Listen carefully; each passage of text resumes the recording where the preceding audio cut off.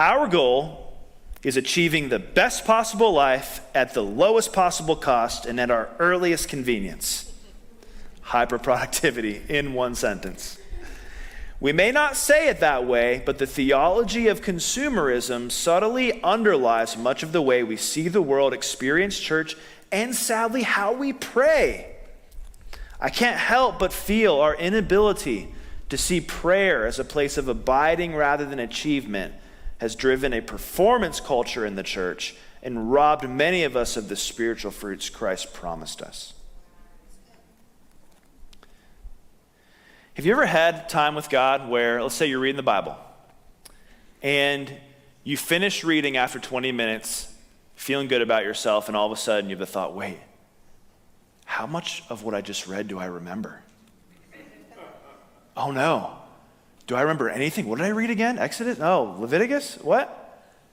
And then you start shaming yourself, thinking, well, that must have been a waste of time because I hardly remember anything I just read.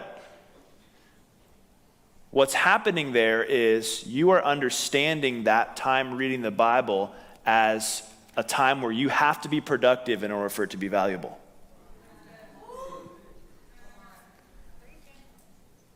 You're thinking of it like the world does in terms of hyperproductivity rather than Jesus does in terms of abiding.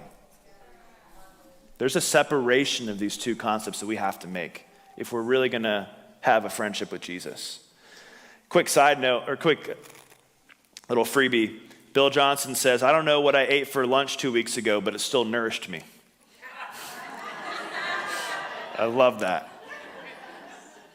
You could read for an hour, not remember a single thing. 10 minutes later, it still nourished you. Or maybe you're reading the Bible and you get done and you're thinking, wait, did I pray enough?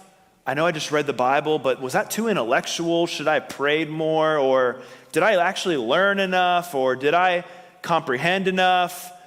Did I pause enough to dialogue with God and make sure I'm hearing words from him or phrases from him?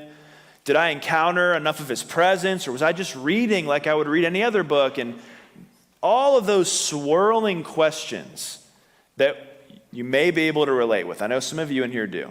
All those swirling questions about critiquing the way that you just spent time with God. In all of them, we are making the false assumption that we must be fruitful in order to know that we truly abided. That we must be productive in order to know that we truly abided. But the question of, is my abiding fruitful enough, is the exactly wrong question. In fact, it's a contradiction. By definition, you can't hold the concept of abiding to this sort of productivity standard, because abiding is a wholly different kind of thing than productivity.